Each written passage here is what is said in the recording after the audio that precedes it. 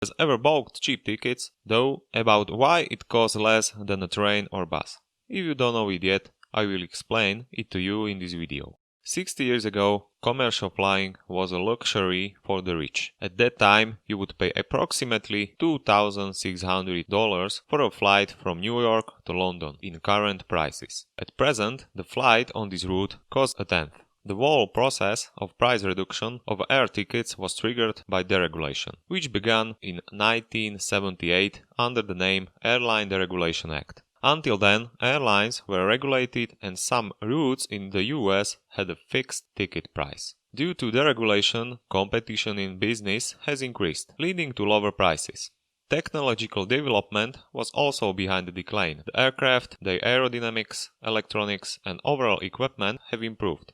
The development of the internet and websites, which we all already know today, also helped. The websites made it possible to choose cheapest tickets on a given route, which put pressure on airlines to reduce prices. The result of the competition was the collapse of weaker airlines or various mergers and acquisitions of other companies. Currently, 4 airlines in the US control 80% of the market.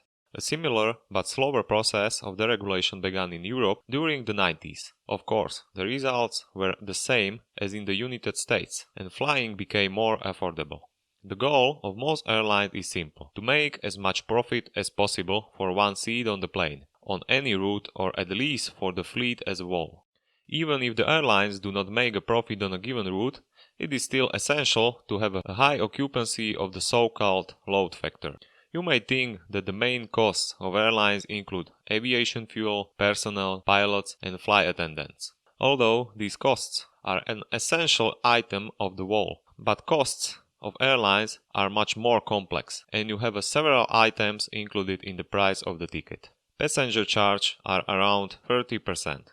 It's in principle an airport charge, which each airport has at a different rate, and it's paid for the departure of the passenger. Airports use this fee for development. For example, Bratislava Airport has set it at €16.27. The airlines also pay state taxes for the departure of the passenger. In Germany, for example, the amount of the tax is based on the length of the flight.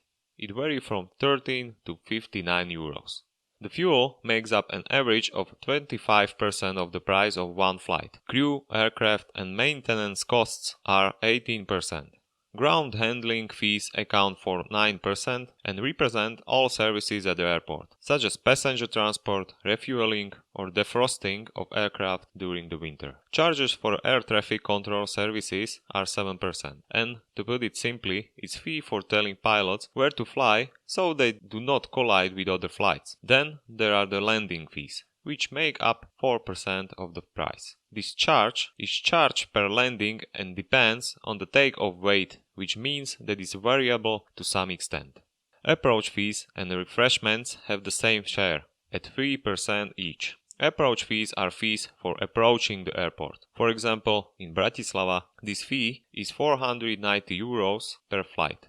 The last item is the travel expenses, which make up approximately 1% of the flight price. In addition to competition, deregulation, better technology, and even aviation fuel, which by the way is tax-free, is the ingenuity of low-cost airlines.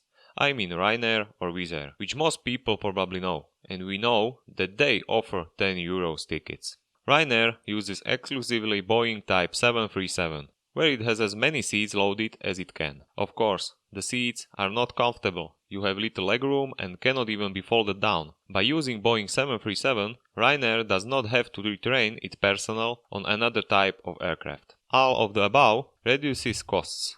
By the way, aircraft personnel often perform more activities. For example, flight attendants will check your tickets on gates. The company mainly uses suburbs airports. For example, within London you can reach Stansted and Luton airports, which are 40 to 50 kilometers from the city center, and often at unusual times, such as early in the morning or late in the evening or at the night. The reason is lower airport charges for the company. In addition, the plane stands at the airport for a very short time and only replenish supplies, take other people, who by the way go to the plane by bus and use the stairs, and fly away again. Of course, A €10 ticket can ultimately become more expensive through fees. Want more legroom? Do you want to sit with your family? Do you want to have luggage with you on board? You will pay extra for everything. Naturally, you have nothing for free on board and you pay extra for all the food or drink. In translation, it's flying public transport. Ryanair is quite successful in these terms of the number of lines. It ranks first worldwide. In terms of the number of transported passengers, it's in the top 10. With sales of around €7 billion in 2018, it's in the 20th place. But with a net profit of more than €1 billion, Ryanair is in 7th place worldwide. If you like my channel, please subscribe or donate me through Patreon.